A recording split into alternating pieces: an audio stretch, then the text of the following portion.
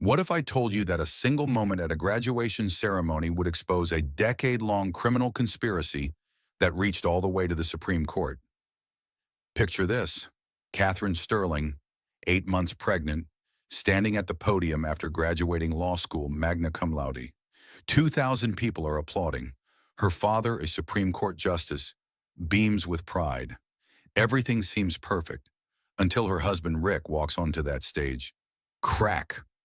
The sound of his hand striking her face echoes through the auditorium, amplified by her wireless microphone. But this wasn't just domestic violence. It was the beginning of the most shocking federal corruption case in recent history.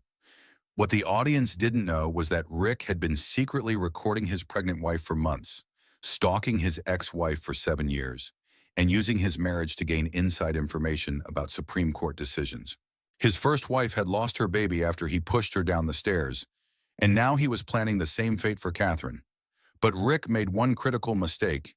He underestimated the power of truth when it's witnessed by 2,000 people and recorded on dozens of phones.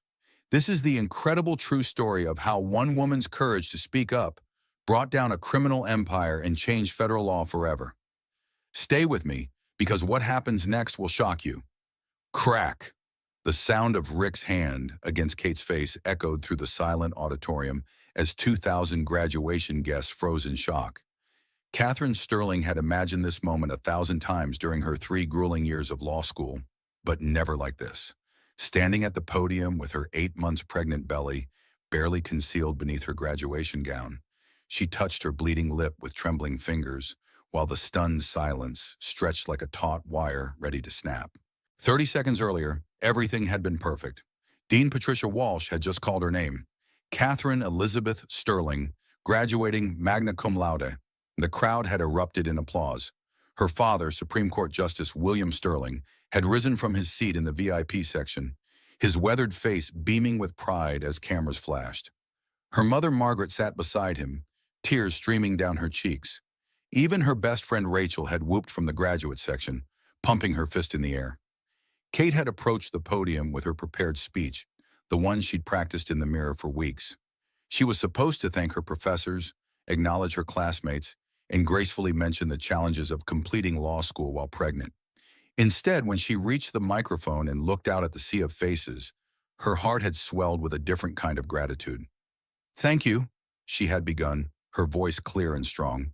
"3 years ago, I began this journey not knowing if I had what it takes to become a lawyer.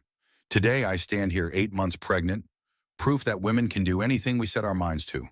But I couldn't have done this without my father, Justice William Sterling, who taught me that the law exists to protect those who cannot protect themselves." That's when Rick had moved. Her husband of 2 years had been sitting in the front row, supposedly the picture of a supportive spouse. He'd been taking photos with his phone, holding her purse, even helping her adjust her graduation cap before the ceremony. But Kate had noticed the signs: the sharp scent of whiskey on his breath, the tight set of his jaw when she mentioned her father, the way his corporate smile had faltered when the crowd applauded her academic achievements. Richard Blackwood, CEO of Blackwood Industries, wasn't used to playing second fiddle to anyone, especially not his pregnant wife. "You didn't thank me," he had hissed as she stepped down from the podium, diploma in hand. "Your husband, the man paying for this ridiculous degree you'll never use." "Rick, please," Kate had whispered, acutely aware that hundreds of people were watching them. "We can talk about this later." But later wasn't soon enough for Rick's wounded ego. As the dean began calling the next name, Rick's voice had risen above the respectful murmur of the crowd. "You think you're so smart, don't you? Standing up there, embarrassing me with your conditions showing, thanking Daddy instead of the man who actually supports you." "Rick, stop," Kate had pleaded, her free hand instinctively moving to protect her belly. "Please, not here."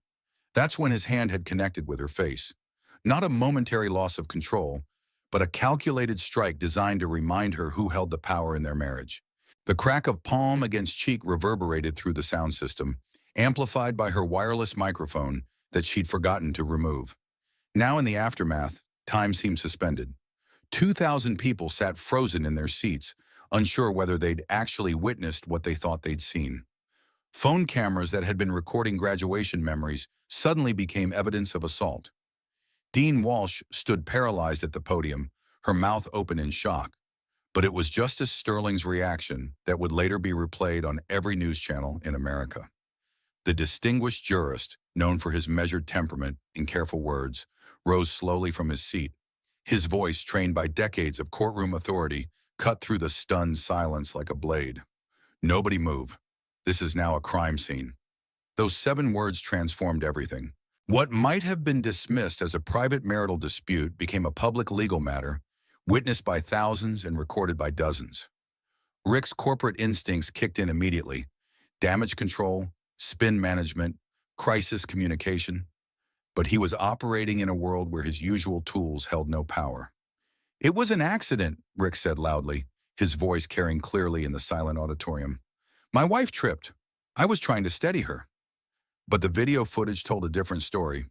50 phones had captured the moment from different angles, and there was no ambiguity in the evidence. Rick's deliberate movement, the force of the blow, Kate's shocked stumble backward, it was all there in high definition. Security guards began moving toward the stage, but Justice Sterling's authoritative presence commanded the scene. "Call 911, he instructed Dean Walsh, never taking his eyes off his daughter. "Medical attention first, then police." Kate stood trembling, one hand on her swollen belly, the other touching her split lip. The baby was moving frantically inside her, responding to her elevated heart rate and stress hormones. Around her, the careful choreography of graduation day dissolved into chaos. Margaret Sterling was already pushing through the crowd, her prosecutor's instincts overriding her maternal emotions. She'd spent 20 years in criminal law before becoming a judge's wife, and she recognized the signs of escalating domestic violence when she saw them. "Catherine, sweetheart, are you hurt? Is the baby okay?" Margaret's voice was steady and professional, though her hands shook as she examined her daughter's face. Rick attempted to approach them, his expression shifting between manufactured concern and barely controlled anger. "This is ridiculous. It was an accident. Kate, tell them it was an accident." But Kate couldn't speak. The shock of public humiliation combined with the physical pain and her fear for the baby had left her speechless. She stared at her husband and this man she'd married believing he loved her, and saw a stranger wearing Rick's face. Dean Walsh's voice crackled through the sound system. "Ladies and gentlemen, we're suspending the ceremony. Please remain in your seats while we address this situation." The paramedics arrived first, their professional calm a stark contrast to the charged atmosphere in the auditorium. They checked Kate's vital signs, assessed the baby's heartbeat, and confirmed that both mother and child appeared stable. But stable didn't mean safe, and everyone in that room understood the difference. Detective James Morrison arrived within 10 minutes, his weathered face taking in the scene with practiced efficiency. He'd handled domestic violence cases for 15 years, but never one with quite this many witnesses or this level of public scrutiny. "Mrs. Blackwood," he said gently, approaching Kate with the careful respect reserved for victims of violence. "I'm Detective Morrison. Can you tell me what happened here?" Rick stepped forward before Kate could answer. "Detective, this has been blown completely out of proportion. My wife is pregnant and emotional. She stumbled, I tried to help her, and people misunderstood what they saw." But Detective Morrison had already spoken with 3 witnesses, reviewed 2 different video recordings, and assessed the physical evidence. The redness on Kate's cheek was consistent with an open-hand slap, not a steadying grab. Her defensive posture, the way she unconsciously leaned away from her husband, told its own story. "Sir, I'm going to need you to step back," Morrison told Rick. "Mrs. Blackwood, are you able to answer some questions?" Kate nodded slowly, finding her voice. "He hit me, in front of everyone. He hit me because I thanked my father in my speech instead of him." The words hung in the air like an accusation and a revelation combined. This wasn't about a stumble or an accident. This was about power, control, and a man who believed his wife's achievements somehow diminished his own status. Rick's face flushed with anger and embarrassment. "You're being dramatic, Kate. Everyone knows you're emotional lately because of the pregnancy. This is exactly the kind of instability I've been worried about." It was the wrong thing to say in front of a detective trained to recognize manipulation tactics. Morrison had heard abusers use pregnancy as a weapon before. claiming their victims were too hormonal or unstable to be credible witnesses to their own abuse. Justice Sterling approached the group with measured steps, his judicial training warring with his paternal instincts. Detective Morrison, I want to be clear about something. I am this woman's father, and I recognize that creates certain complications. But I am also an officer of the court, and I witnessed a crime being committed. I'm prepared to make a formal statement as a witness. The implications were staggering. A Supreme Court justice serving as a witness in a domestic violence case involving his own daughter would create unprecedented legal and ethical challenges. But Justice Sterling's commitment to the law superseded even his family relationships, a principle that would soon be tested in ways none of them could imagine. As the auditorium slowly emptied under police supervision, Kate remained at the center of a growing storm. Her graduation day, meant to celebrate 3 years of academic achievement and the promise of a legal career ahead, had become the day her private hell became public knowledge. But in the midst of shock and humiliation, something else began to emerge. For the first time in 2 years of marriage, Kate wasn't alone with Rick's anger. There were witnesses now. There was evidence. There was help. The perfect day had indeed been shattered. But sometimes breaking is the first step toward freedom. Security guards rushed toward Rick as Kate touched her bleeding lip. But Justice Sterling's voice cut through the chaos like a gavel striking wood. Nobody move.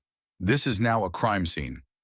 The auditorium buzzed with whispers and the clicking of phone cameras as Dean Walsh's voice echoed through the sound system. The graduation ceremony is hereby suspended. Please remain in your seats while authorities address this situation. Kate felt disconnected from her own body, as if she were watching the scene unfold from somewhere above the stage.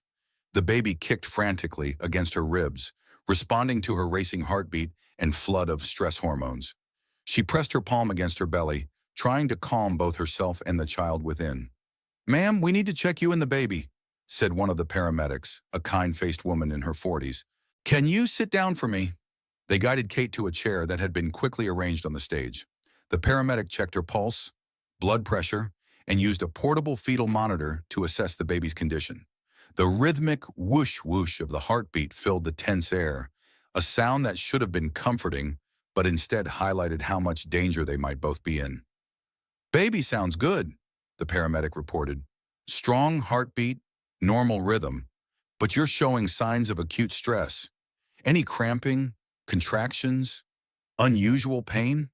Kate shook her head, though her entire body felt like it was vibrating with tension. "Just scared.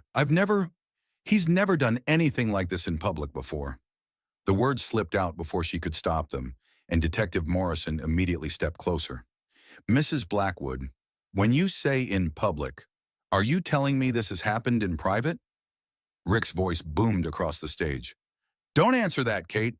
You're clearly in shock, and anything you say now could be misunderstood later."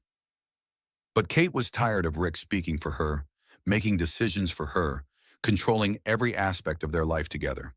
For 2 years, she'd convinced herself that his possessiveness was love, his criticism was helpful guidance. His isolation of her from friends and family was natural for a new marriage. The sting on her cheek and the shocked faces of 2,000 witnesses had shattered those careful justifications. "He's very controlling," she told Detective Morrison quietly. "He monitors my phone calls, my emails, where I go. He says it's because he loves me, but it feels like—" She struggled for the word. "Like I'm his property." Margaret Sterling had reached the stage and immediately positioned herself between Rick and her daughter. Her years as a prosecutor had taught her to recognize the signs of escalating domestic violence, and everything about Rick's behavior, his alternating attempts at charm and intimidation, his efforts to control the narrative, his complete lack of concern for Kate's well-being, fit the pattern perfectly. "Detective Morrison," Margaret said, her voice carrying the authority of someone who'd spent decades in criminal courtrooms. "I've observed my son-in-law's behavior toward my daughter for the past 2 years. What happened here today is consistent with a pattern of controlling and emotionally abusive behavior." Rick's face darkened with rage. "You people are unbelievable. I provide for Kate, I support her dreams, I pay for her education, and this is how you repay me? By turning a simple accident into some kind of conspiracy against me?" Mr. Blackwood, Detective Morrison said, his tone remaining professionally neutral. I've reviewed 3 different video recordings of the incident. There was nothing accidental about your actions. Justice Sterling approached the group with careful, measured steps.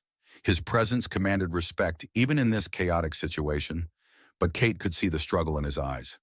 As a judge, he understood the importance of remaining impartial and allowing the legal process to unfold. As a father, he wanted to wrap his daughter in his arms and promise that no one would ever hurt her again. Catherine, he said softly, using her full name as he had when she was a child in trouble. I need you to know that what happened here today was not your fault. You have done nothing wrong. Those simple words broke something inside Kate that had been straining for months. Tears began flowing down her cheeks, and she realized she couldn't remember the last time someone had told her she'd done nothing wrong. In Rick's world, everything was her fault. If he was angry, she'd provoked it. If he was disappointed, she'd failed him. If he was embarrassed, she'd humiliated him. Dean Walsh approached the group, her graduation regalia seeming absurd in the current circumstances. Catherine, I want you to know that the entire law school community stands behind you. What happened here today? Well, it's exactly why we need more women in law. To stand up to men who believe they're above accountability. Rick's corporate attorneys would later argue that Dean Walsh's statement represented bias that prejudiced any potential legal proceedings. But in that moment, her support meant everything to a young woman who'd been isolated from her own support network for 2 years. I want to press charges, Kate said suddenly, the words emerging with surprising clarity and strength. I want to press charges against my husband for assault. The statement sent ripples through the remaining crowd of witnesses. Rick's face went white, then red with fury. Kate, you don't mean that. You're upset, you're pregnant, you're not thinking clearly. But Kate had never been thinking more clearly in her life. I mean it. He hit me in front of 2,000 people because I thanked my father instead of him in a speech. If he'll do that here, in public, what will he do when we're alone? Detective Morrison nodded approvingly. Mrs. Blackwood, I'm going to need you to come to the station to make a formal statement. Are you feeling well enough to do that, or would you prefer to wait until tomorrow? I can do it now, Kate said, though her voice was shaky. I want to do it now, while it's fresh, while I have courage. Rick made one final attempt to regain control of the situation. This is insane. Kate, think about what you're doing. Think about our baby, our marriage, your future. Do you really want to destroy our family over one moment of misunderstanding? But Justice Sterling stepped forward, and when he spoke, it was with the full weight of his judicial authority. Mr. Blackwood, you have just committed assault in front of multiple witnesses, including officers of the court. The legal process will now take its course, regardless of your personal preferences or your attempts to manipulate the victim. Margaret Sterling wrapped her arm around her daughter's shoulders. Catherine, your father and I will support you through whatever comes next. You're not alone anymore. As they prepared to leave the auditorium, Kate's friend Rachel pushed through the crowd of remaining graduates. Kate, oh my God, are you okay? I can't believe... I always thought Rick was controlling, but I never imagined... You thought he was controlling? Kate asked, surprised by the admission. Rachel looked uncomfortable. Well, yeah. The way he always had to know where you were, how he'd call or text constantly during study groups, how you stopped coming to social events. I wanted to say something, but you seemed happy, and I didn't want to interfere in your marriage. It was a common refrain among friends and family of abuse victims. The signs were there, but no one wanted to interfere in a private relationship. Kate realized she'd been sending mixed signals, covering for Rick's behavior, making excuses for his jealousy and possessiveness, even as they slowly strangled her independence. As they walked toward the exit, Detective Morrison fell into step beside them. Mrs. Blackwood, I want you to understand something important. This case isn't just about domestic violence anymore.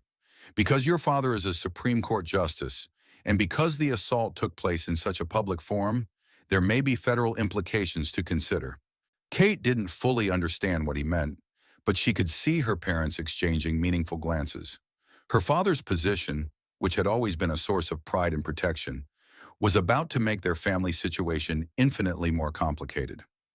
Behind them, Rick was already on his phone with his attorneys, his voice carrying across the emptying auditorium. I don't care what it costs. This situation needs to disappear immediately. Whatever it takes to make this go away quietly. But some things can't be bought, and some silences can't be purchased. The video of Rick striking his pregnant wife at her graduation ceremony was already spreading across social media, shared by outraged witnesses who'd captured the moment on their phones. By the time they reached the police station, de jure justice for Kate was beginning to trend on multiple platforms. The perfect day had become a public reckoning, and there was no going back to the carefully maintained silence that had protected Rick's reputation and preserved Kate's marriage. The truth, like the red mark on Kate's cheek, was now visible for everyone to see. As they prepared to enter the police station, Justice Sterling placed his hand on his daughter's shoulder. Catherine, what happens next won't be easy, but remember what I taught you about justice. It's not always convenient and it's rarely comfortable, but it's always necessary. Kate nodded, feeling the baby shift inside her, as if responding to the promise of protection and accountability that lay ahead. For the first time in 2 years, she felt like she could breathe freely. Mrs. Blackwood, I need you to understand something, Detective Morrison said gently as they settled into the interview room at the police station. This wasn't just domestic violence. This was assault with hundreds of witnesses, and your father's position makes this potentially a federal matter. Kate sat in the hard plastic chair, still wearing her graduation gown, her cap long since discarded. The fluorescent lights cast harsh shadows across her face, making the red mark on her cheek appear even more pronounced. Her mother sat beside her, having insisted on being present as both support and legal counsel. Federal? Kate asked, confused. I don't understand. Rick hit me. It's assault, maybe domestic violence, but federal? Detective Morrison exchanged glances with Margaret Sterling before explaining. When someone assaults the family member of a federal judge, especially in such a public manner, it raises questions about potential intimidation or coercion related to judicial proceedings. We have to investigate whether this was an isolated incident of domestic violence or part of a broader pattern that might influence your father's judicial decisions. The implications were staggering. Kate had never considered that her husband's behavior might be seen as an attempt to manipulate Supreme Court decisions through intimidation of a justice's family member. But as she thought about Rick's increasing anger over her father's influence in her life, his resentment of the Sterling family's legal prominence, and his belief that he should control every aspect of their marriage, the possibility didn't seem far-fetched. Detective Morrison, Margaret said in her crisp prosecutor's voice, before we proceed, I need to know, are you treating my daughter as a victim or as a potential tool in a federal investigation? She's absolutely a victim, Your Honor, Morrison replied, using Margaret's former judicial title out of respect. But we need to understand the full scope of what we're dealing with. Mrs. Blackwood, can you tell me about your husband's attitude toward your father's position on the Supreme Court? Kate thought carefully before answering. Rick has always been… jealous isn't the right word. Resentful, maybe? He thinks my family looks down on him because he's in business rather than law. He's made comments about my father's cases, especially ones involving corporate regulations or business rights. What kind of comments? He says my father is part of an elitist legal establishment that doesn't understand how the real world works. Sometimes when there's a Supreme Court decision that affects business, Rick will make comments about how nice it would be if the justices had to consider the impact on actual working people. Detective Morrison made notes as she spoke. Has he ever suggested that you should influence your father's thinking on cases? Kate's stomach clenched as she remembered several uncomfortable conversations. Not directly, but yes, I think so. He's made comments about how I should help my father understand the business perspective on certain issues. He suggested I should arrange dinners or social meetings where he could educate my father about economic realities. Margaret Sterling's face had grown increasingly grim during this exchange. As a former prosecutor, she understood the serious implications of what her daughter was describing. If Rick had been attempting to use his marriage to gain access to or influence over a Supreme Court justice, his actions today might represent the escalation of a much broader conspiracy. Catherine, her mother said carefully, has Rick ever asked you specific questions about your father's work? About cases he's considering or decisions he's making? The memory hit Kate like a physical blow. The pregnancy announcement. Oh my God, the pregnancy announcement. Both Detective Morrison and Margaret leaned forward. What about the pregnancy announcement? Morrison asked. We announced my pregnancy at a family dinner 3 months ago. There was a case your father was considering then. Kate looked at her mother. Something about reproductive rights and corporate health insurance coverage. Rick kept asking detailed questions about how my father was leaning, what the other justices were thinking. I thought he was just making conversation, but he was trying to get inside information about a pending Supreme Court case. Margaret finished, her voice tight with controlled anger. Detective Morrison's radio crackled, and he stepped away briefly to take a call. When he returned, his expression was even more serious than before. Mrs. Blackwood, I have some disturbing news. We've been conducting background checks on your husband as part of this investigation. Kate's heart began racing. What kind of background checks? This isn't Rick's first incident. We've discovered a sealed record from his previous marriage that ended 7 years ago. The world seemed to tilt around Kate. Previous marriage? Rick told me I was his first wife. Margaret reached over and squeezed her daughter's hand. What happened in the previous marriage, Detective? Morrison consulted his notes grimly. His first wife, Jennifer Walsh, was hospitalized twice during their 2-year marriage. Once for a broken wrist that she claimed resulted from falling downstairs. The second time for injuries consistent with being pushed or shoved, though she refused to press charges. Kate felt sick. What happened to her? The marriage ended when she was 6 months pregnant. She had what was officially classified as a miscarriage, but the medical records suggest the fetal death was consistent with trauma to the abdomen. Again, she refused to press charges, but she divorced him immediately afterward and moved to another state. The interview room fell silent except for the hum of fluorescent lights. Kate struggled to process what she was hearing. The man she'd married, the father of her unborn child, had potentially killed a previous unborn child through violence against his first wife. Where is she now? Kate whispered. Jennifer. We're working on locating her. She changed her name after the divorce and has been very careful to stay under the radar. But Mrs. Blackwood, this information changes the scope of our investigation significantly. We're not just looking at today's assault anymore. We're looking at a potential pattern of escalating violence toward pregnant women. Margaret Sterling stood up, her prosecutor instincts taking over completely. Detective Morrison, I need to know what protective measures you're putting in place for my daughter immediately. If Rick has a history of violence toward pregnant wives, Catherine and her baby are in serious danger. We're working on a restraining order, but that's just paper. Given the circumstances and the potential federal implications, we're coordinating with the U.S. Marshals Service to ensure proper protection for your family. Kate's head was spinning with the rapid escalation of events. This morning she'd been a law school graduate excited to start her career. Now she was potentially a federal witness in a case involving judicial intimidation and domestic terrorism. There's something else, Detective Morrison continued. Rick's corporate attorneys have already been in contact with the district attorney's office. They're not just handling the assault case, they're preparing a comprehensive legal strategy that appears to involve discrediting you as a witness. What do you mean? Kate asked.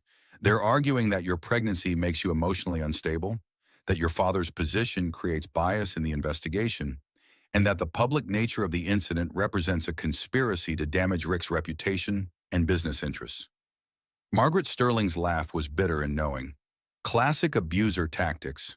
When they can't control the victim anymore, they try to destroy her credibility. Detective Morrison nodded. There's more. They've filed preliminary divorce papers that include a custody arrangement giving Rick full custody of your child upon birth, based on claims that you're mentally unstable and under the undue influence of your family's political agenda. Kate felt like she was drowning. Can they do that? Can they take my baby? Not without a fight, Margaret said fiercely. Catherine, you need to understand that Rick is playing a very sophisticated game here. He's using his wealth, his corporate connections, and his legal team to try to intimidate you into backing down from the assault charges. But we have evidence, Kate protested. Hundreds of witnesses, video recordings. Evidence can be disputed, witnesses can be discredited, and video can be explained away by expensive attorneys, Detective Morrison said grimly. Rick is betting that you'll choose to protect your child and your family's reputation over pursuing justice for what he did to you today. Kate looked down at her swollen belly, feeling the baby moving restlessly inside her. 2 hours ago, she'd been thinking about names and nursery decorations. Now she was facing a choice between justice and custody of her own child. "Detective Morrison," she said slowly, "what happens if I refuse to back down? What happens if I pursue this case regardless of the consequences?" Morrison's expression was serious but respectful. "Then we fight. We investigate every aspect of Rick's behavior. We locate and interview Jennifer Walsh. We examine his business practices for evidence of intimidation or coercion. And we build a case that protects not just you, but potentially other women who might become his victims in the future." Margaret Sterling placed both hands on her daughter's shoulders. "Catherine, your father and I will support whatever decision you make. But remember what we taught you about courage. It's not the absence of fear. It's acting in spite of fear, because the cause is just." Kate closed her eyes and felt the baby kick against her ribs, as if urging her forward. When she opened them again, her voice was steady and determined. "Let's fight. Let's build the case. And let's find Jennifer Walsh." Outside the police station, Rick was already implementing his own strategy, unaware that his carefully hidden past was about to become very public knowledge. The battle for truth, justice, and the safety of 2 generations of women was just beginning. Attorney Sarah Beth Coleman delivered devastating news 3 days later as she spread legal documents across the conference table in her downtown office. "Rick's prenuptial agreement isn't just about money, Kate. There's a clause that gives him full custody if you're deemed mentally unstable. And he's already filed papers claiming your father's involvement proves you're unfit." Kate stared at the papers, her 8.5 months pregnant body making it difficult to lean forward comfortably. The prenup she'd signed 2 years earlier, in a haze of romantic excitement, now read like a carefully constructed trap, each clause designed to ensure Rick maintained absolute control over every aspect of their relationship. "I don't understand," Kate said, her voice barely above a whisper. "How can he claim I'm mentally unstable? I just graduated law school magna cum laude." Sarah Beth, a sharp-featured woman in her late 30s who specialized in high-stakes family law, had seen these tactics before. "He's arguing that your decision to involve your father in legal proceedings demonstrates poor judgment and emotional instability. His attorneys are painting a picture of a pregnant woman who can't think for herself and is being manipulated by her politically motivated family." Margaret Sterling, who had insisted on attending this meeting, studied the documents with the practiced eye of someone who'd spent 20 years in criminal law. "This is character assassination disguised as legal strategy. Rick is trying to destroy Catherine's credibility before she can testify against him in the assault case." "It gets worse," Sarah Beth continued, pulling out another folder. "Detective Morrison shared some information with me that Rick's team doesn't know we have yet. Rick has been secretly recording conversations with you for months, Kate. Phone calls, private discussions, even arguments. He's building a case that you're emotionally unstable and influenced by your father's political agenda." The blood drained from Kate's face. "Recording me? How is that legal?" "In this state, it's legal if one party consents to the recording," Sarah Beth explained. "Rick has been documenting what he claims is evidence of your instability, but what actually sounds like a man systematically breaking down his pregnant wife's self-confidence." Kate tried to remember all the private conversations she'd had with Rick over the past months. How many times had she expressed doubts about her abilities, fears about motherhood, concerns about balancing family and career? In the context of a normal marriage, these would be natural anxieties shared between spouses. In Rick's hands, they became evidence of mental instability. "There's something else," Sarah Beth said, her voice taking on a more ominous tone. "We've been investigating Rick's business practices as part of building your defense. What we've found suggests this goes far beyond domestic violence." Detective Morrison entered the conference room at that moment, carrying a thick file and wearing the grim expression of someone who'd uncovered information he wished he hadn't found. "Mrs. Blackwood," he said, taking a seat across from her, "we've made contact with Jennifer Walsh, Rick's first wife. She's agreed to speak with us, but she's terrified. She's been living under an assumed name for 7 years, and she believes Rick has been having her monitored." Kate's hand instinctively moved to protect her belly. Monitored how? Financial surveillance, mostly. Someone has been tracking her credit reports, employment records, and address changes. She's moved 4 times in 7 years, always because she felt like she was being watched. Margaret Sterling's prosecutor instincts were fully activated now. Detective Morrison, are you telling us that Rick has been stalking his ex-wife for 7 years? That suggests a level of obsession and control that goes far beyond normal domestic violence. That's exactly what I'm telling you. And Jennifer's story about her pregnancy, it wasn't a miscarriage. Rick pushed her down a flight of stairs when she was 6 months pregnant because she threatened to leave him. The baby died, and she nearly did too. The room fell silent except for the sound of Kate's labored breathing. She was looking at her future, or what her future could become if Rick's pattern of escalating violence continued unchecked. Sarah Beth leaned forward. Jennifer is willing to testify, but she needs protection. Rick's corporate resources give him the ability to make people disappear, financially if not physically. Detective Morrison nodded. We're working with federal authorities to provide witness protection for Jennifer. Her testimony, combined with the medical records we've recovered and the evidence of ongoing surveillance, paints a picture of systematic abuse and intimidation that spans nearly a decade. But there's a complication, Sarah Beth continued. Rick's legal team has made a preemptive strike. They filed a motion claiming that any testimony from Jennifer is irrelevant because it predates your marriage and therefore has no bearing on your current situation. They're also arguing that Jennifer is an unreliable witness because of her history of mental health treatment following the loss of her baby. Kate felt like she was suffocating under the weight of Rick's manipulations. Even 7 years later, he was using Jennifer's trauma as a weapon against her credibility. How does he have access to her mental health records? That's what we're trying to figure out, Detective Morrison said grimly. Either his investigators are very good at finding information that should be sealed, or Rick has connections that run deeper than we initially realized. The baby kicked hard against Kate's ribs, as if responding to her elevated stress levels. Dr. Emily Harrison had warned her that continued stress could lead to premature labor, but the alternative, backing down and allowing Rick to escape consequences for his actions, felt like a betrayal of every woman who'd ever been victimized by his violence. There's something I need to tell you, Kate said suddenly, a memory surfacing that she'd previously dismissed as unimportant. Rick has been asking me about my father's cases for months. Not just casual questions, specific, detailed inquiries about pending Supreme Court decisions. Margaret Sterling and Detective Morrison exchanged meaningful glances. What kind of questions, Catherine? About reproductive rights cases, corporate liability decisions, anything that might affect business regulations. He always framed it as wanting to understand my father's work. But now I think he was trying to get inside information about Supreme Court deliberations. Sarah Beth stopped taking notes and looked directly at Kate.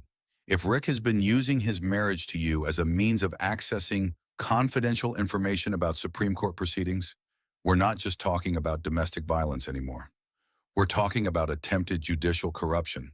Detective Morrison's radio crackled, and he stepped away to take a call.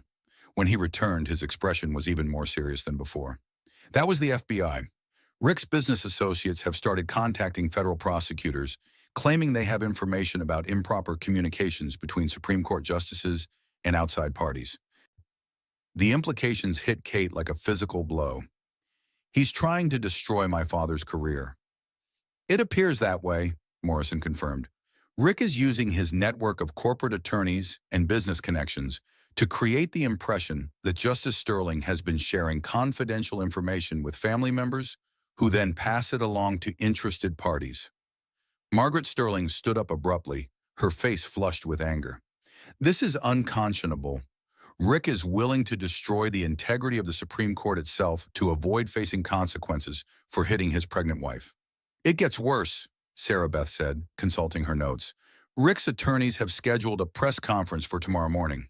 They're planning to present him as the victim of a politically motivated attack by the Sterling family, using his wife as a pawn in a larger game of judicial manipulation. Kate felt overwhelmed by the scope of Rick's strategy. He wasn't just defending himself against assault charges. He was launching a comprehensive attack designed to destroy her credibility, her family's reputation, and potentially her father's judicial career. "What do we do?" she asked, her voice barely audible. Sarah Beth gathered the legal documents with efficient movements. "We fight on every front. We protect Jennifer Walsh. We document Rick's pattern of abuse and intimidation. We expose his business practices. And we prepare for a very public battle that will test every principle your family holds dear." Detective Morrison stood to leave. "Mrs. Blackwood, I need you to understand something. What happens in the next few weeks won't just determine the outcome of your case. It will set precedent for how the justice system handles domestic violence cases involving powerful perpetrators who have the resources to wage legal warfare against their victims." As they prepared to leave the conference room, Kate felt the baby shift inside her, a reminder that she was fighting not just for herself, but for the next generation. Whatever Rick's strategy, whatever resources he brought to bear, she had something he didn't: the truth, and a family who understood that justice sometimes required sacrifice. The war was just beginning, but Kate finally understood the stakes. This wasn't about her marriage anymore. It was about whether wealth and power could override justice, whether victims could be silenced through intimidation and manipulation, and whether the law truly applied equally to everyone. She was ready to find out. Kate woke up to find news vans lined up along her quiet residential street like military vehicles preparing for siege. Her graduation assault video had gone viral overnight, shared across every major social media platform, with the hashtag #ChashanJusticeForKate trending nationally. She peered through the bedroom curtains of her childhood home, where she'd been staying since filing the restraining order against Rick 3 days earlier. Reporters with microphones stood on the sidewalk. Camera crews adjusted their equipment, and neighbors she'd known her entire life were being approached for interviews about the Sterling family. "Catherine, don't look at the news coverage," Margaret Sterling called from downstairs. "Sarah Beth is on her way over, and she says Rick's press conference is scheduled for 10 o'clock. But Kate couldn't resist checking her phone. The video had been viewed over 2 million times on various platforms, with comments ranging from supportive messages for domestic violence survivors to conspiracy theories about Supreme Court politics. Someone had created a timeline of Rick's business dealings alongside her father's judicial decisions, looking for connections that didn't exist. The worst part wasn't the public scrutiny. It was seeing her private trauma reduced to clickbait headlines and political commentary. "Supreme Court Justice's daughter assaulted at graduation, competed with corporate CEO claims political setup for views and engagement." Dr. Emily Harrison arrived at the house before Sarah Beth, her medical bag and concerned expression immediately focusing on Kate's well-being. "How are you holding up? Any contractions? Changes in the baby's movement?" Kate submitted to the examination, grateful for Dr. Harrison's calm professionalism amid the media chaos outside. "The baby's moving normally, but I feel like I can't breathe sometimes. Everything is happening so fast. Your blood pressure is elevated, which is concerning at this stage of pregnancy," Dr. Harrison said, making notes in Kate's chart. "The stress from this situation could trigger premature labor. We need to consider ways to minimize your exposure to additional trauma." Sarah Beth arrived with Detective Morrison and a woman Kate didn't recognize. A tall, elegant African-American woman in her 50s, wearing the kind of understated but expensive clothing that suggested success in high-stakes professional situations. "Kate, this is Victoria Hamilton," Sarah Beth said. "She's a crisis communications specialist who works with high-profile legal cases. Given the media attention this situation has generated, we need professional help managing the narrative." Victoria Hamilton assessed the situation with the practiced eye of someone who'd handled media circuses before. "The good news is that public opinion is overwhelmingly on your side. Domestic violence advocates, women's rights groups, and legal ethics organizations are all supporting you. The bad news is that Rick's team is about to launch a very sophisticated counter-narrative." She opened her laptop and showed them preliminary coverage from Rick's press conference preparation. "They're framing this as a story about political corruption and judicial bias. Rick is positioning himself as a successful businessman who married into a powerful legal family and discovered evidence of improper influence peddling at the highest levels of government." Detective Morrison looked disgusted. "So he's claiming that assaulting his pregnant wife was somehow justified by his concerns about Supreme Court corruption?" "Not justified," Victoria corrected. "He's claiming it never happened. His story is that Kate accidentally fell during her graduation speech, that he tried to help her, and that the Sterling family saw an opportunity to destroy him before he could expose their alleged corruption. Kate felt sick. But there's video evidence, hundreds of witnesses, which his attorneys are claiming shows nothing more than a concerned husband trying to steady his pregnant wife who stumbled while giving an emotional speech, Victoria explained. They have experts prepared to testify about camera angles, lighting conditions, and the unreliability of eyewitness testimony in emotionally charged situations. The audacity of Rick's strategy was breathtaking.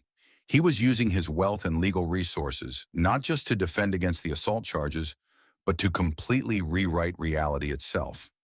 If he could convince enough people that the widely witnessed and recorded assault never happened, he could position himself as the victim of a conspiracy rather than the perpetrator of violence. Sarah Beth spread additional documents across the coffee table. It gets worse. Rick's business associates have started a coordinated social media campaign questioning your father's judicial integrity. They're suggesting that Justice Sterling has been sharing confidential information about pending cases with family members who have business interests. Justice Sterling entered the room at that moment, looking older than Kate had ever seen him. The strain of the past week, watching his daughter be assaulted, seeing his own integrity questioned, facing potential ethical challenges to his judicial career, had taken a visible toll on the distinguished jurist. I've been consulting with the Chief Justice about the ethical implications of my involvement in this case, he said, his voice heavy with exhaustion. There are those who believe I should recuse myself from all pending cases until this matter is resolved. Daddy, no, Kate protested. You can't let Rick destroy your career because he hit me. Justice Sterling sat beside his daughter, taking her hand with the gentle care he'd shown when she was a child with scraped knees and hurt feelings. Catherine, my career is not more important than your safety and the principle that no one is above the law. But I also have a responsibility to the court and to the cases pending before us that affect millions of Americans. Detective Morrison's phone buzzed with an urgent message. Rick's press conference just started. He's broadcasting live on all major networks. Victoria Hamilton pulled up the live stream on her laptop, and they watched in stunned silence as Rick, flanked by expensive attorneys and crisis management specialists, presented his version of events to the world. I married Catherine Sterling because I loved her, not because of her family connections, Rick said, looking directly into the cameras with practiced sincerity. But over the past 2 years, I've witnessed disturbing conversations between my wife and her father about pending Supreme Court cases that could affect American businesses and the economy. Kate watched her husband, soon-to-be ex-husband, lying with the smooth confidence of someone who'd built a career on manipulating perceptions and controlling narratives. He looked wounded, concerned, and completely believable. The incident at my wife's graduation was a tragic accident that occurred when Catherine became dizzy during her speech, and I rushed to help her, Rick continued. The Sterling family immediately saw an opportunity to silence me before I could report my concerns about judicial impropriety to the appropriate authorities. The reporters at the press conference asked pointed questions about the video evidence and witness testimony, but Rick's attorneys deflected each inquiry with references to ongoing investigations and the need to protect the integrity of the judicial system. This is incredible, Margaret Sterling said, her prosecutor's training helping her see through Rick's strategy. He's admitting to having concerns about judicial impropriety, which gives him a motive to record conversations and monitor Catherine's communications. He's turning his stalking and surveillance into evidence of his civic responsibility. Sarah Beth was already taking notes for their response strategy. He's also created reasonable doubt about the assault. If even 5% of potential jurors believe his version of events, it becomes much harder to secure a conviction. Victoria Hamilton closed the laptop and turned to face the group. We need to respond immediately and aggressively. Rick is counting on the fact that lies spread faster than truth, especially when they're wrapped in concerns about political corruption and judicial integrity. Dr. Harrison checked Kate's blood pressure again and frowned at the reading. I'm concerned about the impact this stress is having on both you and the baby. We're at 36 weeks now. Stress-induced labor is a real possibility. The timing couldn't be worse. If Kate went into labor now, while Rick was successfully spinning his narrative to the public, it would provide him with additional ammunition for his claims that she was emotionally and physically unstable. "What do we do?" Kate asked, feeling overwhelmed by the scope of Rick's attack on her family and her reality. Victoria Hamilton's expression was determined. "We tell the truth, and we tell it better than he tells his lies. But it's going to require you to go public, Kate. You'll need to give interviews, make statements, allow yourself to be seen as a real person rather than a political pawn." Justice Sterling squeezed his daughter's hand. "Catherine, whatever you decide, your mother and I will support you completely. But you need to understand that fighting Rick publicly will mean sacrificing any hope of privacy or normal life for you and your baby." Kate looked around the room at the people who'd committed themselves to seeking justice for what Rick had done to her. Her family, her legal team, law enforcement, even medical professionals, they were all willing to fight for the principle that domestic violence was unacceptable, regardless of the perpetrator's wealth or social status. "Schedule the interviews," she said quietly. "If Rick wants to make this a public battle about truth versus lies, then let's make sure the truth has the best possible chance of winning." Outside, the news vans continued their vigil, waiting for the next development in a story that had captured national attention. Inside, a young woman prepared to fight not just for justice, but for the right to define her own reality in the face of a powerful man's attempts to rewrite history itself. The media storm was just beginning, but Kate was no longer willing to be swept away by it. Rick's own mother, Eleanor Blackwood, arrived unannounced at the Sterling family home 2 days after Rick's press conference. The 70-year-old woman stood on the front porch with perfectly styled gray hair, expensive but understated clothing, and eyes that held decades of carefully concealed pain. "I need to speak with Catherine," Eleanor said when Margaret Sterling opened the door. "I have something that will destroy my son's case, but using it will destroy our family forever." Margaret led Eleanor into the living room, where Kate was resting under doctor's orders, her pregnancy now at 37 weeks and her stress levels still dangerously high. Detective Morrison and Sarah Beth Coleman had been called to the house for what Eleanor described as urgent testimony that changes everything. Eleanor Blackwood was not the woman Kate had expected, based on Rick's descriptions of his mother. Instead of the weak, manipulated woman Rick had portrayed, Eleanor carried herself with the quiet dignity of someone who'd survived decades of psychological warfare while maintaining her outward composure. "Catherine, I owe you an apology," Eleanor began, her voice steady but filled with regret. "I've watched my son treat you the same way his father treated me for 40 years, and I said nothing because I was afraid of what Richard would do if I interfered." Detective Morrison leaned forward with interest. "Mrs. Blackwood, are you saying you witnessed a pattern of abusive behavior from your son toward his wife?" Eleanor opened her expensive handbag and removed a small digital recording device. "I'm saying I documented it. For 2 years, I've been recording Richard's phone calls to me where he complained about Catherine's behavior, described his methods of controlling her, and detailed his plans to use their marriage to gain access to Supreme Court information." The room fell silent as the implications of Eleanor's statement sank in. Rick's own mother had been building a case against him, collecting evidence of his abuse and potentially criminal behavior. "Why?" Kate asked, her voice barely above a whisper.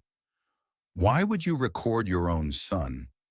Eleanor's composed facade cracked slightly, revealing the pain beneath. "Because I spent 40 years married to Richard's father, and I watched my son learn every single technique of psychological abuse and control from a master practitioner. I swore that if I ever had the chance to stop the cycle, I would take it." Sarah Beth Coleman activated her own recording device with Eleanor's permission. "Mrs. Blackwood, I need you to understand that anything you tell us could be used in legal proceedings against your son. Are you certain you want to proceed?" Eleanor nodded firmly. "I'm 70 years old, Ms. Coleman.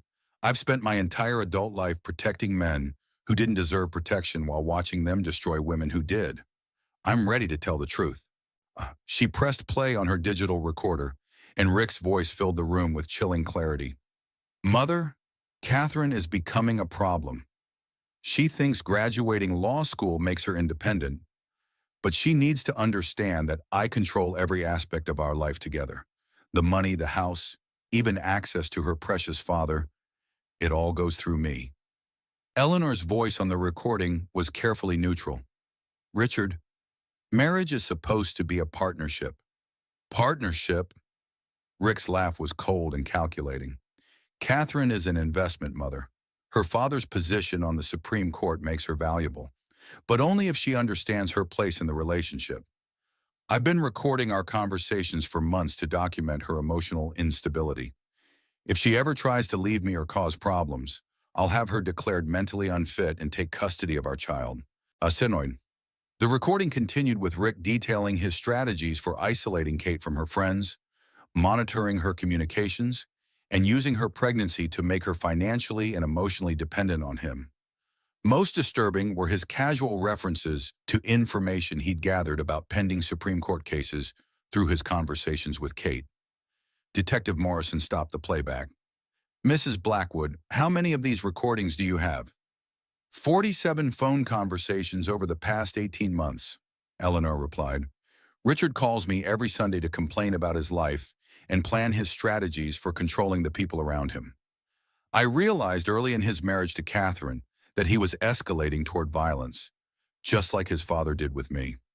Margaret Sterling had remained silent during the recording, but now she spoke with the controlled anger of someone who'd prosecuted domestic violence cases for 20 years. "Eleanor, what happened to you during your marriage? What did Rick's father do?" Eleanor's hands shook slightly as she reached into her purse again, withdrawing a small photo album. "Robert Blackwood broke my ribs twice, fractured my wrist, and gave me a concussion that required hospitalization. But the physical violence was nothing compared to the psychological torture. He convinced me that I was worthless, that no one would believe me if I spoke out, and that my children would be taken away if I tried to leave." She opened the photo album to reveal medical records, hospital photos, and documentation spanning 4 decades of systematic abuse. "I kept records because I thought someday I might find the courage to leave, but I never did. Robert died 3 years ago, and I thought the nightmare was over. Then I watched Richard begin using the same techniques on Catherine that his father had perfected on me." Kate struggled to process what she was hearing. The grandmother-to-be of her child had endured 4 decades of abuse and had been documenting Rick's behavior to prevent history from repeating itself. "Mrs. Blackwood," Sarah Beth said carefully, "your testimony and these recordings could be crucial evidence in both the assault case and the investigation into your son's business practices. But I need you to understand that testifying against Rick will likely result in permanent estrangement from your son and potentially put you at risk of retaliation." Eleanor's smile was sad but determined. "Ms. Coleman, I'm 70 years old and I have terminal cancer. The doctors give me 6 months to a year. I'd rather spend my remaining time trying to protect my daughter-in-law and grandchild than maintaining a relationship with a man who's become everything I despised about his father." The revelation about Eleanor's terminal diagnosis added another layer of complexity to an already overwhelming situation. Rick's mother was using her final months to break a generational cycle of abuse, but her death would eliminate a key witness in any legal proceedings. Detective Morrison's phone buzzed with an urgent message. "Mrs. Blackwood, I need to inform you that Rick has discovered you're here. He's on his way to this address with his security team, and he's making threats about family loyalty and consequences for betrayal." Eleanor's face went pale, but her voice remained steady.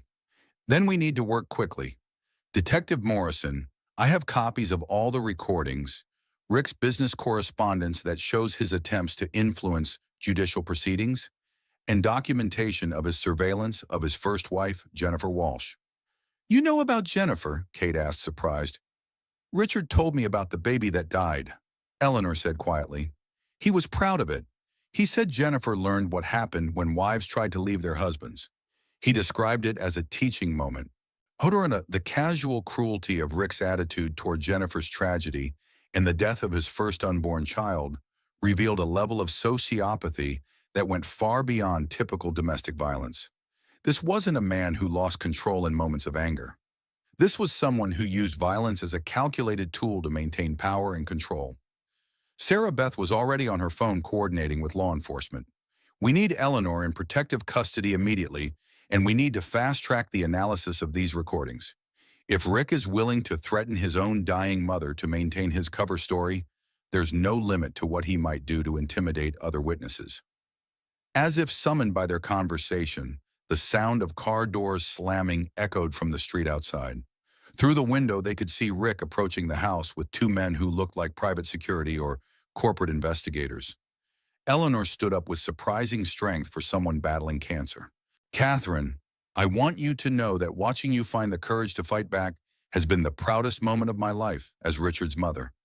You're doing what I never could do." Detective Morrison was already coordinating with backup units, while Sarah Beth prepared to invoke legal protections for their elderly witness. Justice Sterling, who had been quietly observing from the doorway, stepped forward with the full authority of his judicial position. "Eleanor," he said gently, "thank you for choosing to protect my daughter and grandchild. Your courage in breaking this cycle will save lives." Outside, Rick's voice could be heard demanding entry to the Sterling family home, his tone alternating between false concern for his pregnant wife and barely controlled rage at his mother's betrayal. But inside, the truth was finally being documented and preserved by people who understood that some silences are more dangerous than any truth. Eleanor Blackwood had spent 40 years as a victim of domestic violence.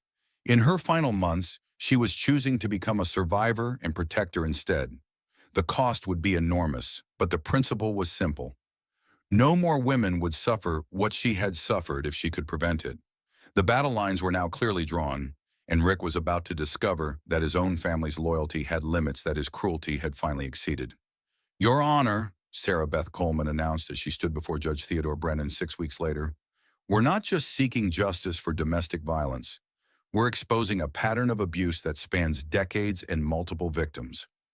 The courtroom was packed with media representatives, domestic violence advocates, legal observers, and curious spectators drawn by the high-profile nature of the case. Kate sat at the plaintiff's table, her 6-week-old daughter, Emma, sleeping peacefully in her arms despite the surrounding chaos. The baby's presence served as a powerful reminder of what was at stake in these proceedings. Rick sat at the defense table flanked by 3 expensive attorneys, his expression carefully controlled, but his frequent glances toward Kate and the baby revealing his frustration at losing control of the narrative. Eleanor Blackwood's recordings had been ruled admissible evidence despite his legal team's vigorous objections, and Jennifer Walsh's testimony via secure video link had been devastatingly effective. Judge Brennan, a colleague of Justice Sterling's, but with no personal relationship to the family, had been selected specifically to avoid any appearance of judicial bias. His reputation for fairness and his experience with complex domestic violence cases made him an ideal choice for proceedings that would likely set important legal precedents. Detective Morrison took the witness stand first, presenting the evidence methodically and professionally. "Your Honor, our investigation revealed a pattern of escalating abuse spanning nearly a decade. The defendant used his wealth and corporate resources to stalk and intimidate his first wife, Jennifer Walsh, for 7 years after their divorce.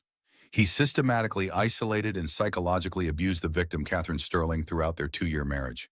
And he attempted to use his relationship with a Supreme Court justice's daughter to gain access to confidential judicial information." Rick's lead attorney, Marcus Webb, a silver-haired veteran of corporate defense cases, rose for cross-examination.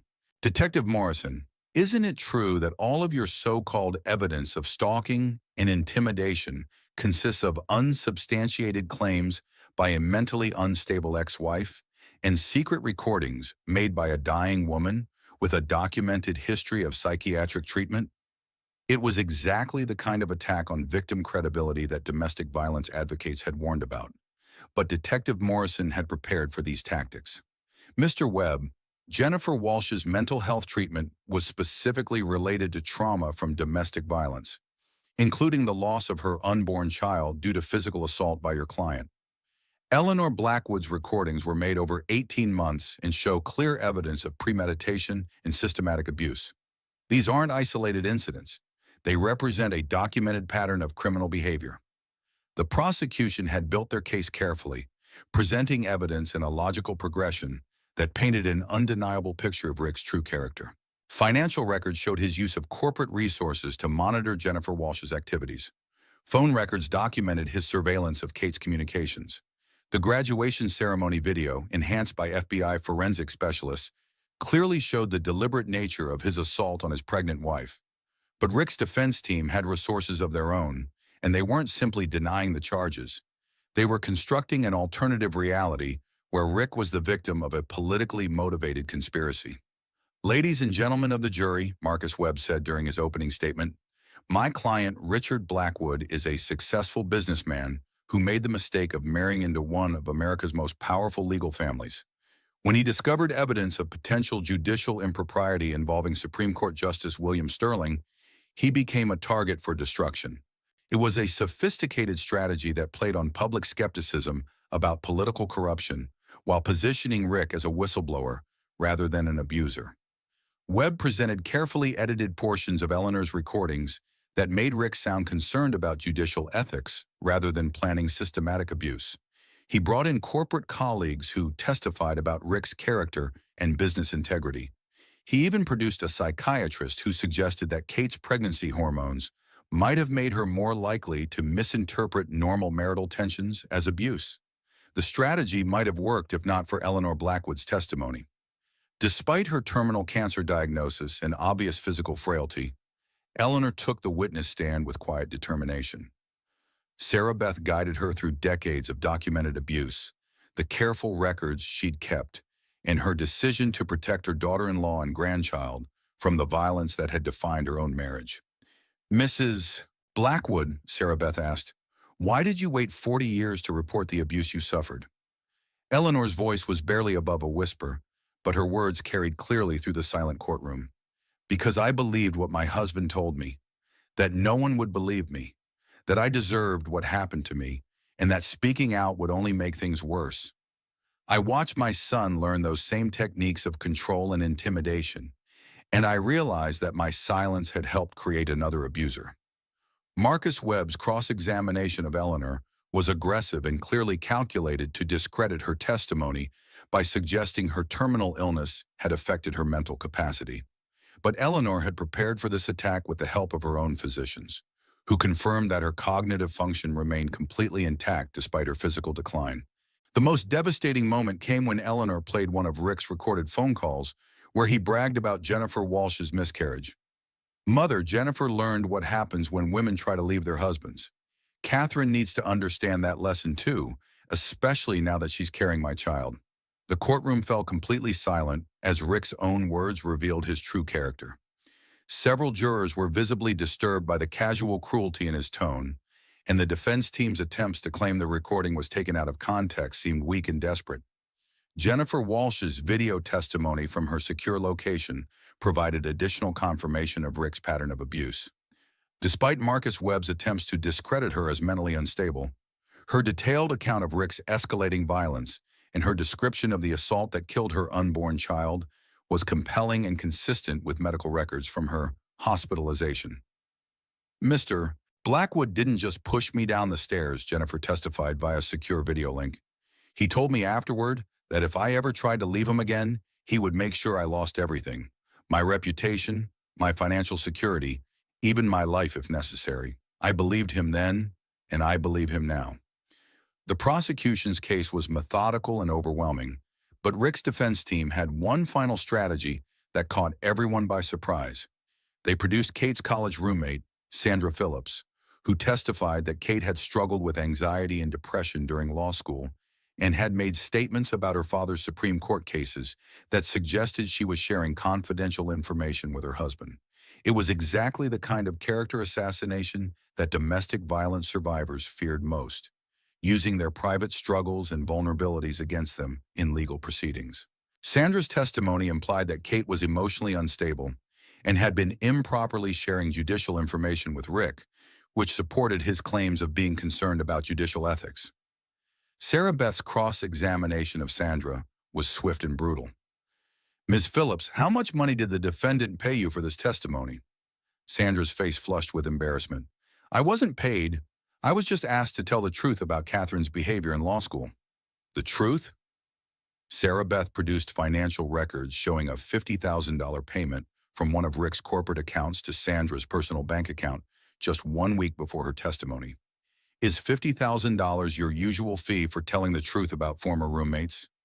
The revelation that Rick had bribed a witness to testify against Kate was the final nail in his defense strategy. Even his own attorneys looked shocked by the evidence of witness tampering, and Judge Brennan immediately ordered a recess to consider contempt charges against the defense team. As they prepared to resume testimony, Kate felt baby Emma stirring in her arms. The 6-week-old had slept through most of the proceedings, but now she was waking up and would soon need to be fed. The timing seemed symbolic, new life demanding attention and care, while the legal system worked to hold accountable those who threatened the vulnerable. "Sarah Beth," Kate whispered, "I want to testify. I want the jury to hear from me directly about what Rick did and why it matters." Taking the witness stand as a new mother while testifying against her abusive ex-husband would be one of the most difficult things Kate had ever done. But she was ready to speak her truth, regardless of the personal cost. The battle for justice was entering its final phase, and Kate was determined that her voice would be heard above Rick's lies and manipulations. From her hospital bed where she'd given birth to Emma just 3 weeks earlier, Kate had made a decision that shocked everyone. "I'm not just fighting for custody, I'm pressing federal charges for conspiracy and racketeering based on Rick's systematic abuse of power." Now, taking the witness stand with her infant daughter in the courthouse nursery nearby, Kate faced the most important testimony of the entire case. The federal investigation had expanded beyond domestic violence into a complex web of corporate corruption, witness intimidation, and attempted judicial manipulation that could send Rick to prison for decades rather than months. U.S. Attorney Patricia Vance, who had taken over the federal aspects of the prosecution, guided Kate through her testimony with the skill of someone who'd spent 15 years prosecuting organized crime cases. The scope of Rick's criminal enterprise was far broader than anyone had initially realized. "Mrs. Sterling," Attorney Vance said, using Kate's maiden name, which she'd resumed after the divorce, "can you describe how your ex-husband used your relationship with Supreme Court Justice William Sterling to gain access to confidential judicial information?" Kate's voice was steady despite the emotional weight of her testimony. "Rick would ask me seemingly casual questions about my father's work, which cases he was considering, how he was likely to vote, what discussions were happening among the justices. At first, I thought he was just interested in my family's work, but over time, I realized he was systematically gathering intelligence about Supreme Court deliberations. The federal prosecutors had uncovered evidence that Rick had been sharing this information with corporate clients and business associates, essentially selling access to Supreme Court intelligence through his marriage to a justice's daughter. SEC investigations had revealed suspicious trading patterns in several corporations that corresponded directly with Rick's access to advance information about pending judicial decisions. Marcus Webb rose for cross-examination, but his usual aggressive tactics were complicated by the presence of federal prosecutors and the overwhelming evidence of his client's criminal enterprise. "Mrs. Sterling, isn't it possible that you misinterpreted your husband's natural interest in current legal affairs as something more sinister?" Kate had prepared for this question with the help of her legal team. "Mr. Webb, my ex-husband recorded our private conversations for 18 months and used those recordings to build a case that I was mentally unstable. He monitored my phone calls, emails, and text messages. He isolated me from friends and family members who might have questioned his behavior. This wasn't casual interest. It was systematic intelligence gathering and psychological manipulation." The federal case had transformed Rick from a domestic violence defendant into the target of a major organized crime investigation.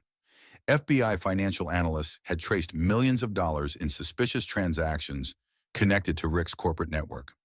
Wiretaps authorized under federal racketeering statutes had captured conversations between Rick and his associates, discussing ways to intimidate witnesses and manipulate legal proceedings.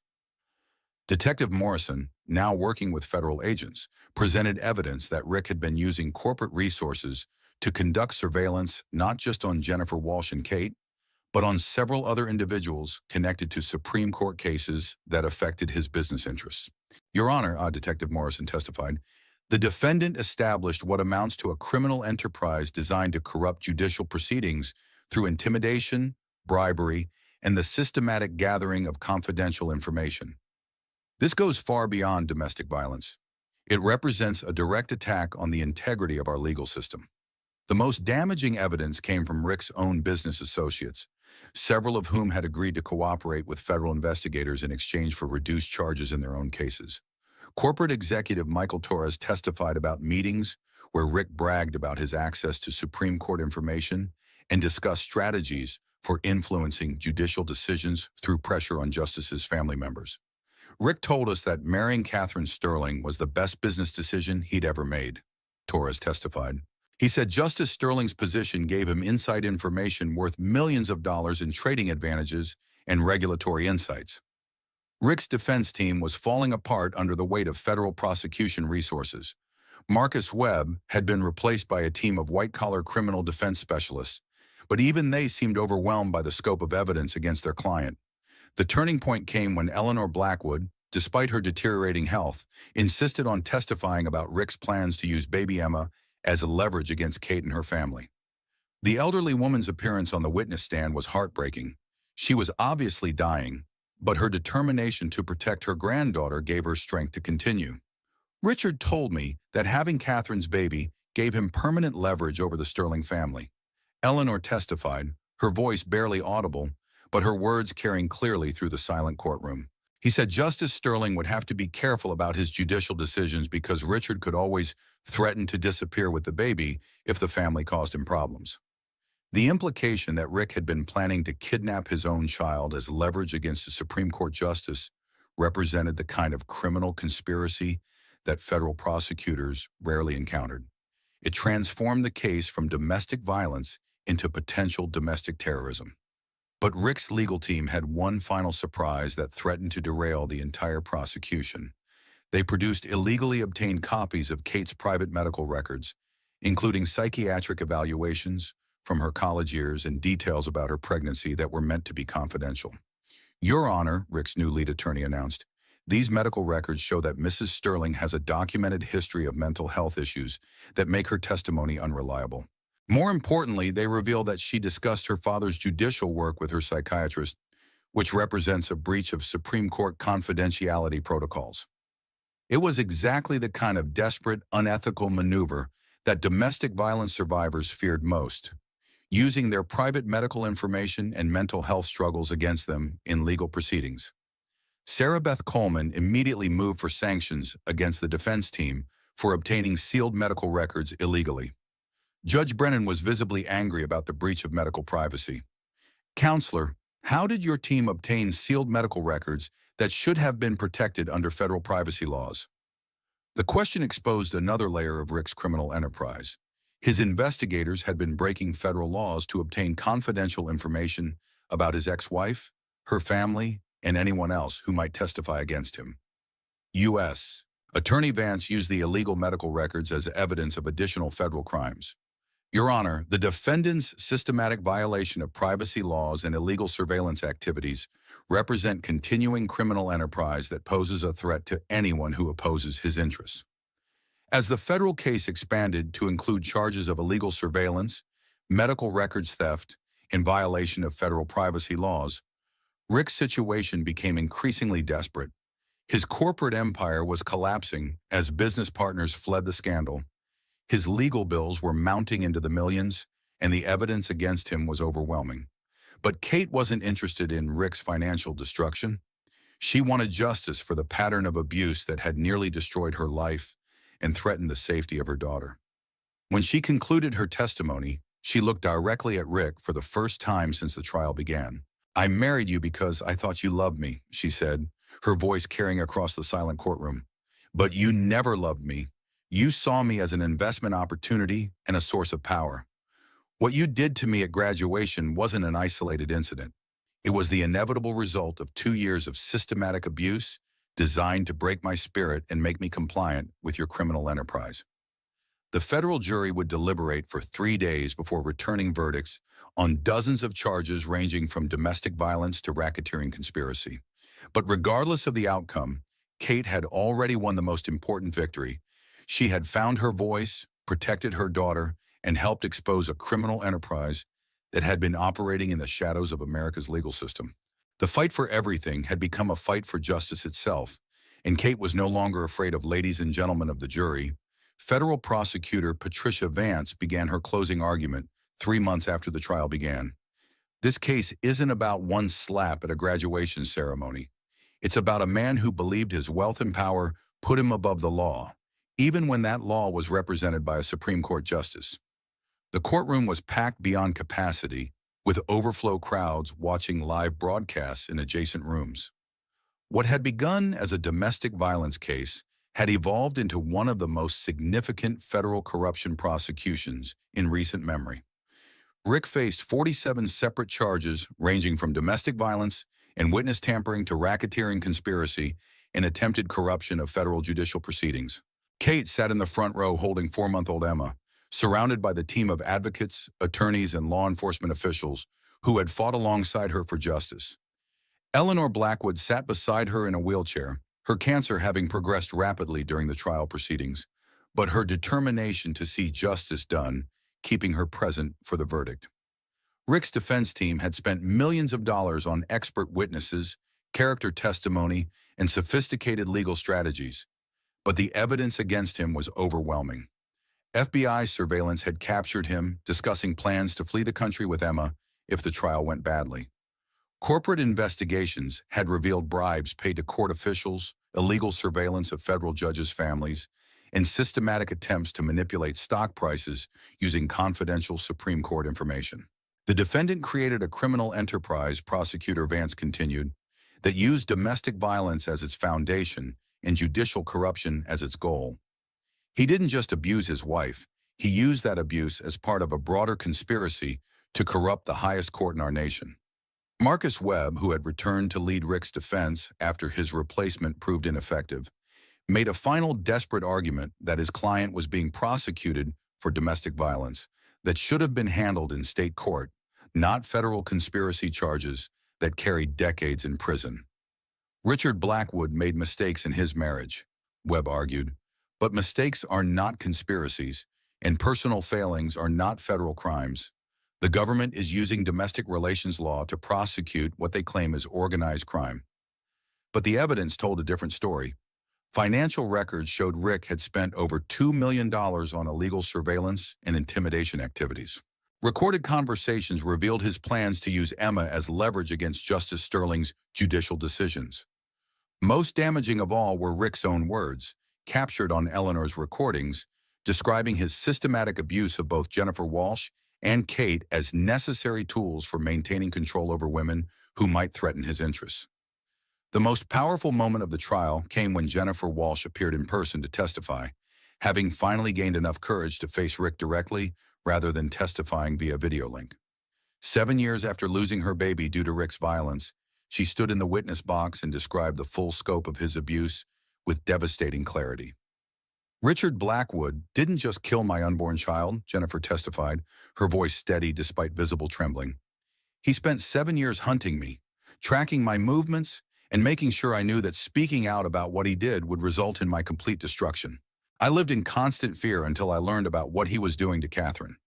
That's when I realized that my silence was enabling him to destroy another woman and another baby.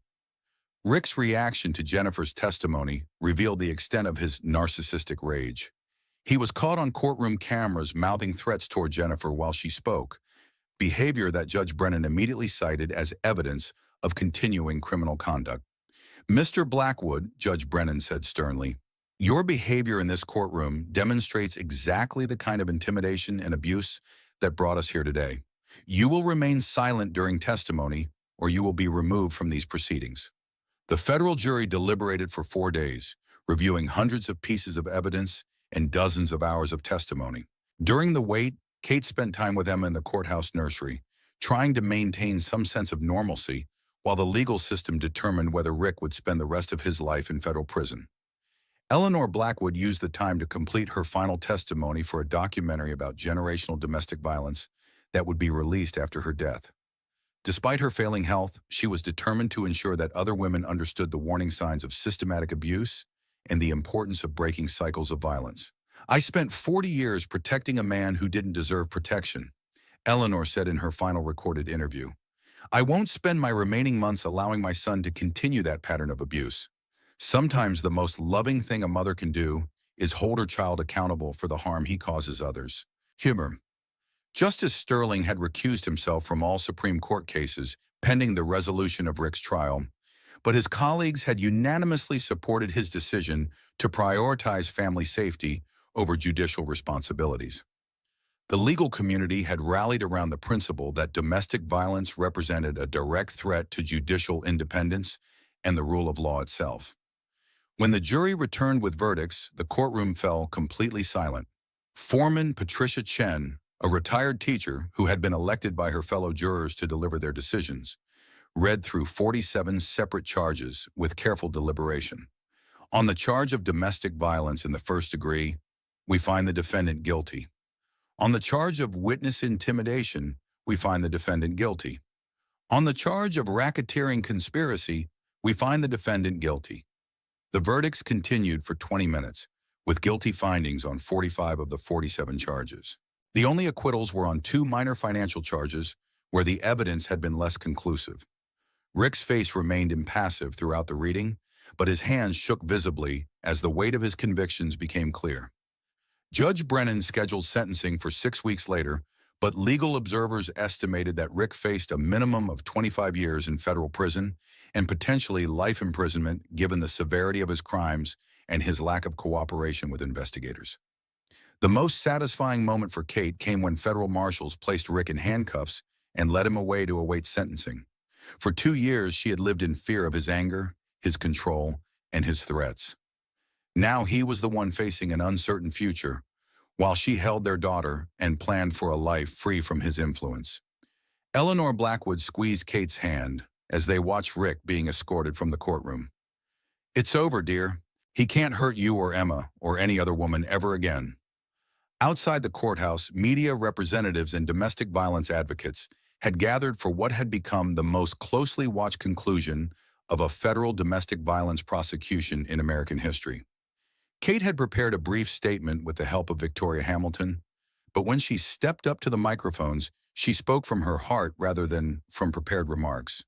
Today's verdicts represent justice not just for me, but for every woman who has been told that domestic violence is a private matter that doesn't concern the legal system, Kate said, her voice carrying clearly across the crowd. Rick Blackwood used his wealth and power to try to silence his victims and corrupt our courts, but justice won because brave people were willing to speak truth to power.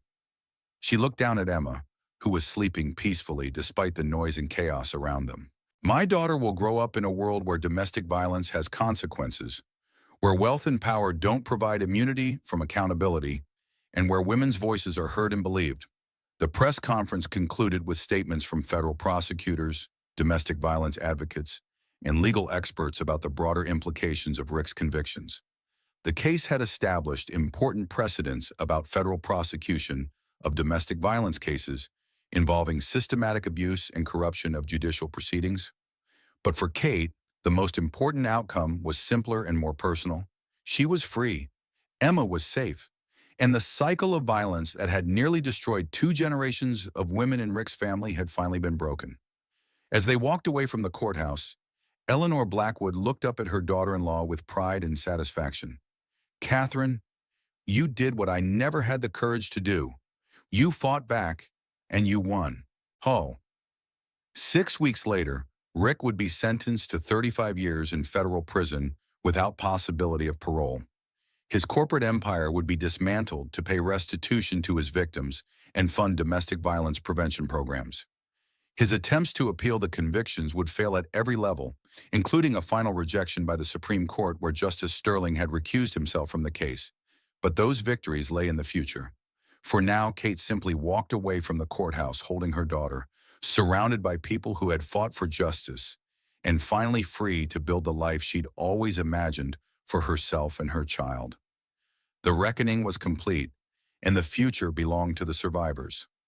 6 months after Rick's sentencing, Kate stood at another podium, but this time she was addressing a congressional hearing on domestic violence legislation while holding her healthy 8-month-old daughter, Emma.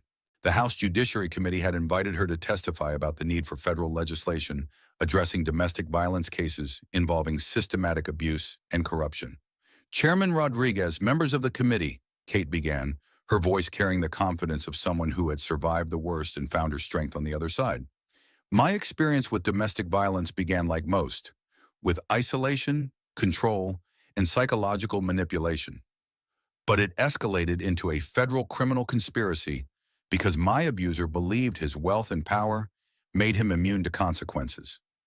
The hearing room was packed with domestic violence advocates, legal experts, and media representatives covering what had become known as the Sterling Blackwood case. The federal convictions had created important legal precedents, but Kate's testimony was focused on preventing other women from enduring what she had experienced. Emma sat contentedly in her mother's lap, occasionally making small sounds that drew smiles from the usually serious congressional representatives. The baby's presence served as a powerful reminder of what was at stake in domestic violence cases.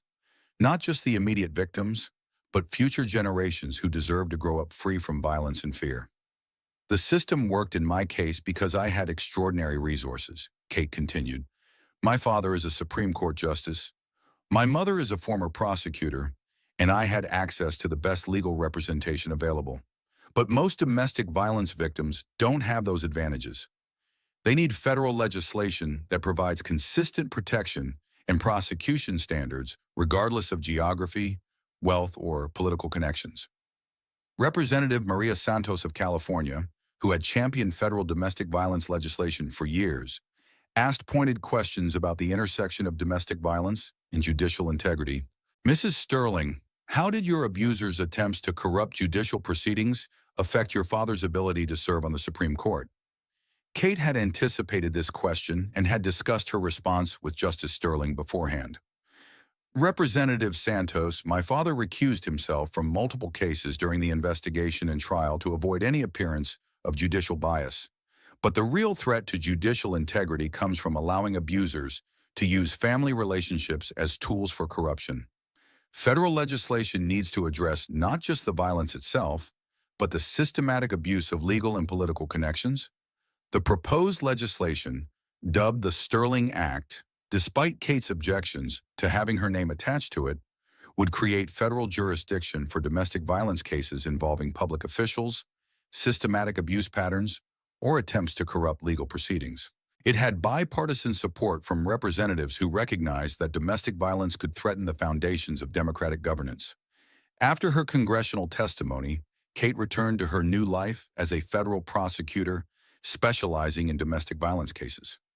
The U.S. Attorney's Office had offered her a position immediately after Rick's conviction, recognizing her unique combination of legal training, personal experience, and public credibility in domestic violence cases.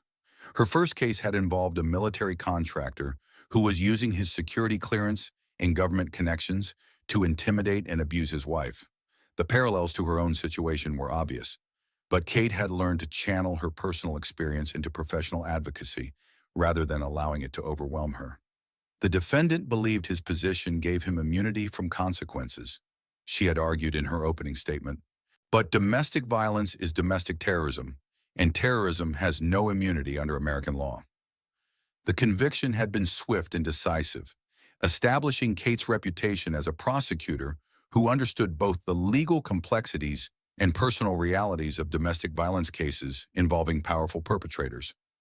Eleanor Blackwood had died peacefully in her sleep 3 months after Rick's sentencing, but not before seeing her granddaughter take her first steps and hearing her first words. Her final weeks had been spent establishing a foundation to support domestic violence survivors and fund research into generational patterns of abuse. Eleanor understood something that took me years to learn, Kate reflected during the foundation's inaugural fundraising dinner. Breaking cycles of violence requires more than individual courage. It requires systemic change and community support. Her foundation will ensure that other women have the resources and support she never had when she needed them most.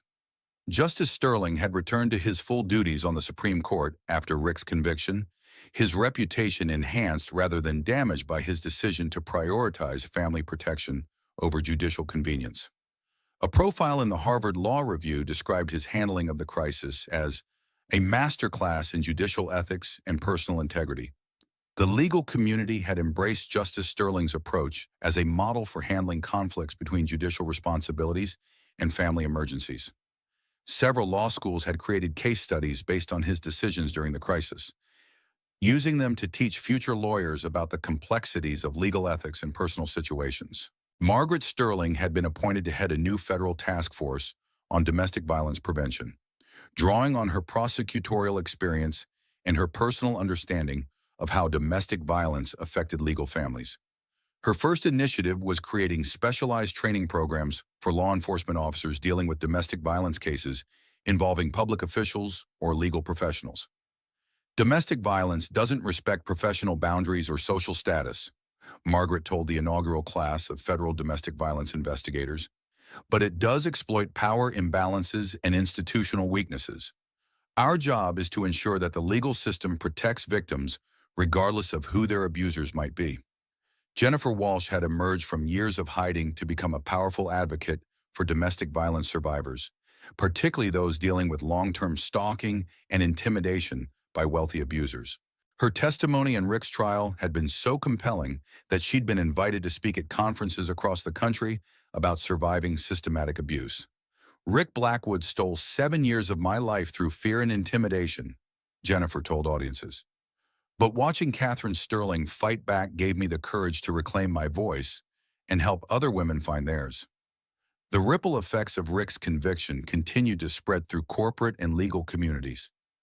Several of his business associates had been indicted on related charges, and SEC investigations had uncovered widespread corruption involving the illegal use of confidential judicial information for financial gain. Rick himself had been transferred to a maximum security federal prison in Colorado, where he was serving his 35-year sentence in relative isolation. His appeals had been exhausted, his corporate empire had been liquidated to pay restitution to victims, and his attempts to maintain contact with Emma through prison correspondence had been blocked by court order. But the most important changes were personal ones. Kate had moved into a new house near her parents, creating a safe and stable environment for Emma, while maintaining her independence as a single mother and federal prosecutor. The house had a large garden where she planned to teach Emma to grow vegetables and flowers, creating beauty and sustenance from careful nurturing and patient work. Emma was thriving, showing no signs of the trauma that had surrounded her birth. She was walking confidently, beginning to speak in simple sentences, and displaying the kind of fearless curiosity that suggested she would grow up feeling safe and loved rather than controlled and intimidated. "She looks like you at that age," Justice Sterling observed during one of their regular Sunday dinners. "But she has a confidence that you had to fight to develop. She's growing up knowing she's safe and valued and heard." The observation was true. Emma was developing in an environment where women's voices were respected, where strength was celebrated rather than punished, and where love was demonstrated through support rather than control. She would never know the fear that had defined her mother's marriage, because that fear had been replaced by justice and healing. On the first anniversary of Rick's conviction, Kate stood once again at a graduation ceremony, this time Emma's first birthday party, surrounded by friends and family who had supported them through the darkest period of their lives. Dean Walsh, now retired, had attended with news that the law school was establishing a scholarship for domestic violence survivors in Kate's name. "I know you probably don't want your name on another program," Dean Walsh said with a smile, "but your courage inspired a generation of law students to understand that legal advocacy can literally save lives." As the party wound down and Emma fell asleep in her arms, Kate reflected on the journey that had brought them to this moment. The graduation ceremony where Rick had struck her seemed like it had happened in another lifetime, to a different person who had accepted control and intimidation as the price of marriage and security. That woman was gone, replaced by someone who understood that true security came from justice, that real love was demonstrated through support rather than control, and that courage was not the absence of fear, but the decision to act in spite of fear when the cause was just. Emma stirred in her arms, opening her eyes briefly to look up at her mother, with the kind of trust that came from being consistently protected and cherished. In those eyes, Kate saw not just her daughter's future, but the future of all the women who would benefit from the legal precedents, institutional changes, and cultural shifts that had emerged from their struggle. The perfect day had indeed been shattered by Rick's violence, but from the broken pieces, something stronger and more beautiful had emerged. Justice had been served, Cycles of violence had been broken, and a new generation was growing up in a world where domestic violence had consequences and women's voices were heard and believed. As the sun set on this anniversary of survival and justice, Kate held her daughter close and looked toward a future filled with possibilities that Rick's control had never been able to imagine or contain. They were free, they were safe, and they were home. The story that had begun with the crack of a hand against a face at a graduation ceremony had ended with the sound of a baby's laughter and the promise of justice for generations to come. Some endings are also beginnings, and some victories create the foundation for even greater triumphs yet to be won. In the quiet of evening, with Emma sleeping peacefully in her arms, Kate Sterling knew that she had kept the most important promise she had ever made: to break the cycle of violence and create a world where her daughter could grow up fearless, valued, and free. The silence was no longer shattered. It had been replaced by something much more powerful: the sound of truth, justice, and new life beginning. If Catherine's story of courage and justice inspired you, hit that like button to support survivors of domestic violence.